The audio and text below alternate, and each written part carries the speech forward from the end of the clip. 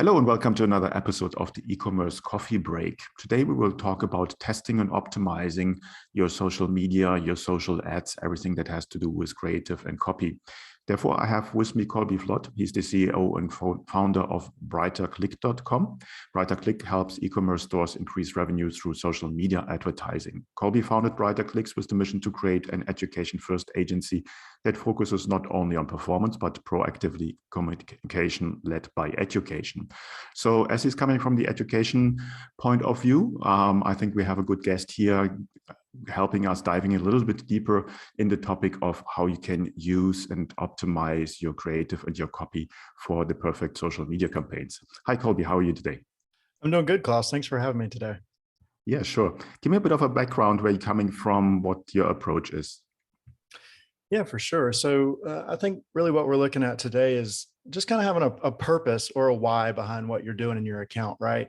You can have good results, but as a business owner, as an agency, as someone that's working in Facebook ads, you want to make sure you understand what's causing the good performance. I'm sure you have the same type of situation on the website side, right? You want to understand what's causing that good performance so that you can keep repeating positive results in the future for your account. So but what we do is really focus on building out structures or purposes behind each part of the actual campaign. So we're looking at your audiences, your messaging, your copy, your creatives, and even your landing page choices. Really just kind of having structures with those so that you can understand what is performing well. And that's something, if you would like, we can definitely kind of go in depth to and kind of unravel for each one of those. Yeah, absolutely. It sounds interesting. So now obviously a lot of people start their campaigns either on Instagram, Facebook, any other kind of platform, and they do not really have a plan. They just throw some ads on there without a huge concept behind. Landing pages do not match the ad copy and so on and so forth. I see that all over the place. And obviously having a structured approach to that helps a lot. What's basically your framework around this to make sure that your campaign is not all over the place? Yeah, for sure. So what we like to do is kind of plan out your campaign to test one thing at a time, right? Have minimal variables in the situation. Look at it like a science experiment. So what I would suggest people do is for the first 5 to 7 days of your campaign, really focus on creating some audience structures and testing those specific audience structures. And when you're doing audience structures, look at high value lookalikes versus low value lookalikes. Look at engagement audiences versus persona-based interest audiences versus lifestyle-based interest audiences.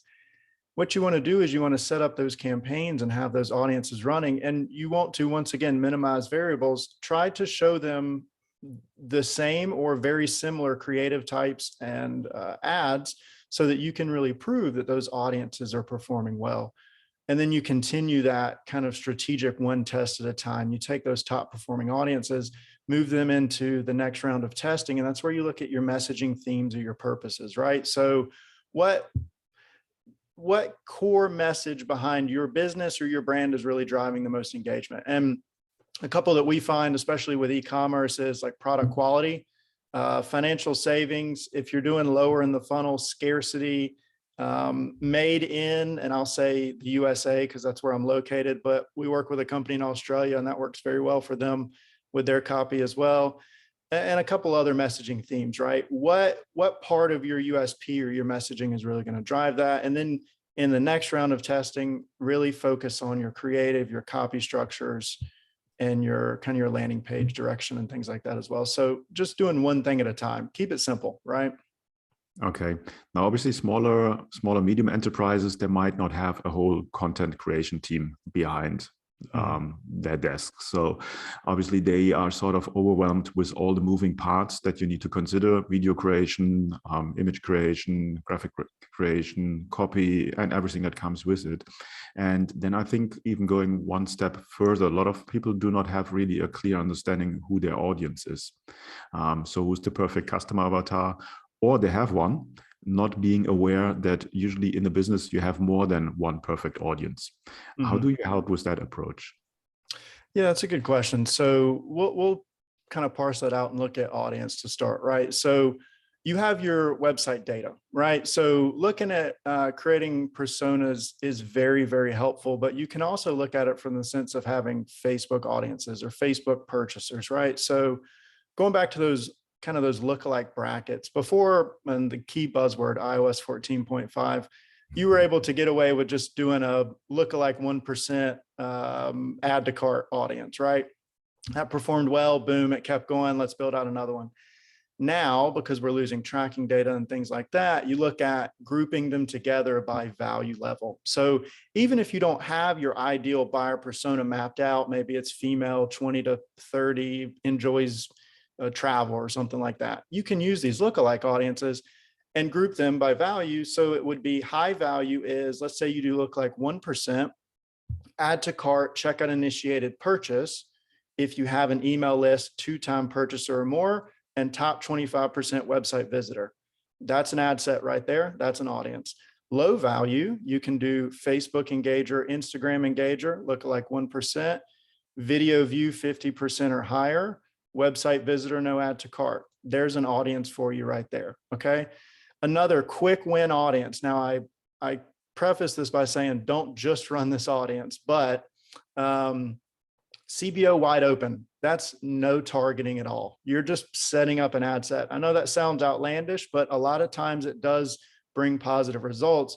And then one that has been very good after, once again, iOS 14.5 is video view audiences. So setting up video view engagement campaigns at the top of the funnel to your cold audiences, and then retargeting people that watch 50% or higher with ads as well. So even though you may not have key defined audience there, you can use those lookalikes, you can use those video view audiences, and then also check out your Google Analytics as you're targeting those people to get a good grasp on what your audience demographic truly is like. Already a lot of good tips in there. Talking about video, obviously video has become more and more important. The video consumption is going through the roof, and that will not change anytime soon. Yeah. So what's your tip there, or your experience there on how many video ads do you need to have within a campaign? How long do you test video creatives against each other? What's your process there? Yeah, and I'm going to try not to go too in the weeds with that because there's a lot of good answers on that. The first one would be, instead of quantity, looking at quality, right? And people often worry, well, we don't have high production budget. The more native, the better, right? User-generated content videos often outperform high budget videos. We just find that time and time again, right? So really focusing on being native to the platform and creating videos that are enjoyable to watch on social media, right? Quantity of videos really depends on the budget that you have. I mean, I would say on the low end, make sure you have 2 to 3 running that you can really kind of test to see. But once again, have a purpose behind each one of them so you can understand what is performing well and what is not performing well. So yeah, I would say really focus on making sure you're native to the platform, and then how long you let it run for. We're actually working on a formula, and this is where I said I wouldn't go too far in the weeds, but on understanding exactly when to cut things off based on your CPA and your add to cart price. If you have an ad that is running and consistently is going 1.25 to 1.5 times spend over your CPA and you're not getting any results, you probably need to find a new ad. You probably need to find a new creative type that you want to look for. So. Okay. You mentioned CBO campaigns. I'm a big fan of CBO campaigns. They can be very lucrative. What's experience with CBO? CBO campaigns in general, or like with the audience? In general. Yeah, I think they're really good. From my perspective, so there's, just to clarify for your audience, there's CBO, there's ABO. One is campaign budget, one is ad set budget. I think CBO is great, especially for business owners who are wanting to run their own ads and may not have the ability to be in the account for many times a day to check on things and make sure they're monitoring things. CBO is also great for testing, especially in this kind of audience testing, messaging testing, all of that stuff we're talking about, because you're giving Facebook's algorithm which is much smarter than I am as a person, the ability to kind of divide up your budget and figure out what's working and what's not. So CBO generally is our starting point. Learn what's working in your CBO. And then when you really want to have more full control over things, move them over to your ABO campaigns. Mm-hmm. Yeah. I want to quickly touch on the topic iOS 15, iOS 14.5, and so on and so forth, not to go too deep into it. I see, and that was my prediction last year, and I see it happening right now. There's the first people coming up with sort of workarounds. Some of them are relatively complicated, but they're getting there. So I think sooner or later we will find a way to get back at least some of the data that we had in the past. What's your opinion on that?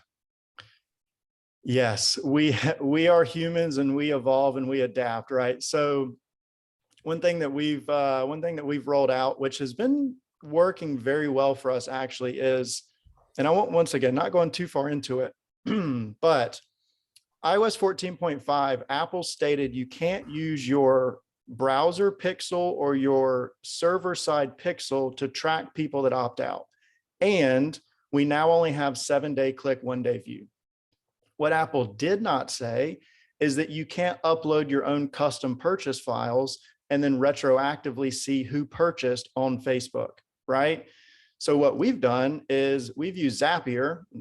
Zapier makes you happier is their motto. And we take Zaps and connect Shopify to Facebook. So in real time, every time you get a purchase, if your pixel didn't catch it, offline events will catch it. So then we can see also on the ad reporting side that we have offline purchases in real time. And it's been very, very helpful. And it's kind of opened a lot of our clients' eyes to see like, oh, okay, yeah, Apple did have a pretty big impact on things. I mean, some accounts were seeing 20, 30, 40% tracking loss, but now with offline events, it's definitely helped out.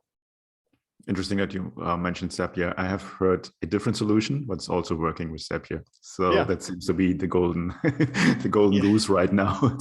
Gotta love Zapier. Yeah. As an agency, you say that you are a education first agency. Can you go a little bit deeper into that and what that means? Yeah, of course. I mean, it starts with me, right? It starts with my story, and that sounds selfish, but I taught myself a lot, like a lot of what we're doing. It's coming from books, it's coming from wonderful Google and YouTube and really kind of self-education. And what the goal when I started BrighterClick was, is to create an agency that gives people the opportunity to reach the goals they want to within the marketing career, but also can help business owners really have a comprehensive partner to make sure that they're understanding what's going on. So we're education first from the bottom up. I don't know if I can legally say require, but we highly suggest every team member take a paid or free course that we provide every quarter of the business year so that they can continue to grow in their exact field. And then we lead our client communication with that education as well. And kind of long-term, Klaus, our goal is we want to start opening up free university courses on our website for people to take for paid marketing or for Google ads or for any other services that may be within BrighterClick, so that we can just continue to help people get to where they want to be, either with owning their business or with marketing as well. So one fun thing we might do, I'm kind of new to the space, but we might turn it into like a little NFT badge so that people can have that. So we'll see how that goes. Great idea. It would be interesting to see how that works. Yeah, I think education-led approach is definitely right, specifically when it comes to topics, and we are in digital marketing, everything is moving with the speed of light, topics that are moving very, very quickly. And I think for a lot of e-commerce store owners, they have to deal with so many moving parts in their business, and there is changes coming in every different topic every day. So it's very difficult for them to keep up, even if you have your own digital marketing team on board. Even for them, it's difficult to stay on top of things when it comes to their specific topics. So I think having a partner on board, an agency that also does the work and also then helps you from the educational side of things makes total sense. How would you, or what would you recommend for somebody who is struggling right now with Facebook or has just started with ads? What would be the perfect structure or roadmap for them to get started? Yeah, that's a great question. So I would really kind of go back to the beginning and look at building out this testing model that we've talked about, and really start to understand the purpose or structures behind each of your top performing. And don't worry about it one campaign at a time, I guess is the best way to put it, right? Get yourself some quick winners, get yourself some positive return on ad spend, and then worry about building out your account. So step one, of course, would be to make sure your tracking is in order. Make sure you're catching your data so that you can see things are going the right way. And then go into this testing model, right? So for 5 to 7 days, test out your audiences, take your top performing audiences, move them into another round of testing, and test messaging themes. And then at the end of that 5 to 7 days, take your top performing audience and your messaging themes and move them into round 3, where you would test out copy structures, you would test out creative themes, landing page direction, and then headlines as well. And Klaus, one thing, I'm from North Carolina, which is southern area in the United States. We have a phrase: if it ain't broke, don't fix it. If at any point something starts working, leave it. Don't change it if it's working. And then, the last thing I would add, which kind of ties in with the services or the things that you do, as well as understand how to read your ad column so that you can see, am I performing well on Facebook or bad on Facebook, or is it my website? Because there's a lot of times where you can have great click-through rate, great CPM, great CPA. And sometimes the quick answer is, oh, well, maybe it's not the right audience. But if your landing page view percentages or your add to cart percentages or things are super low, then it's not, Facebook may be good. You may need to focus on working on that website so that you can capture people and kind of patch up the cracks in the funnel as well. So.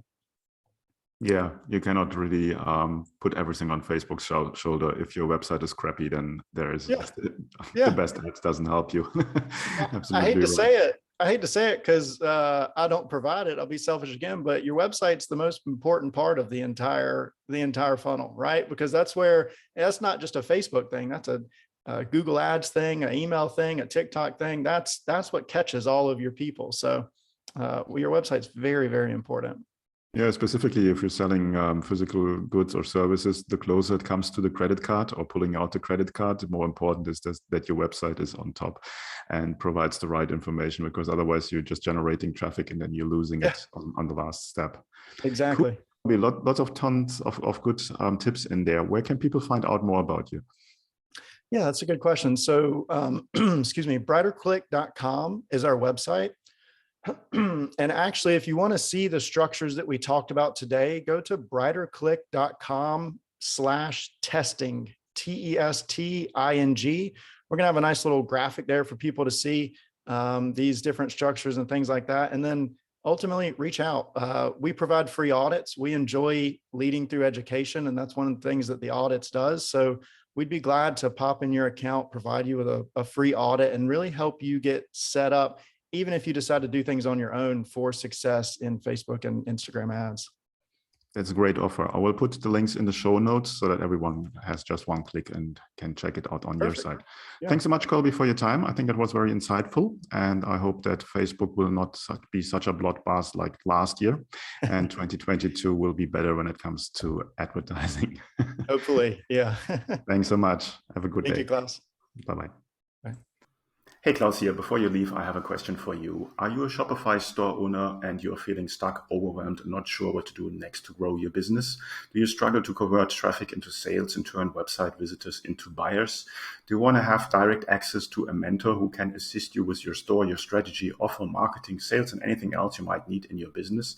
Then I would invite you to apply for my Get Conversions program, where I show you how to remove the guesswork out of growing your Shopify business and create clarity to optimize your business for maximal growth and profit. This is an application-only program. To apply, go to klauslauter.com to learn more. And finally, please do not forget to subscribe, like, and comment. It's a huge help and allows me to reach more people with this channel. Thanks in advance, and until next time at the e-commerce coffee break.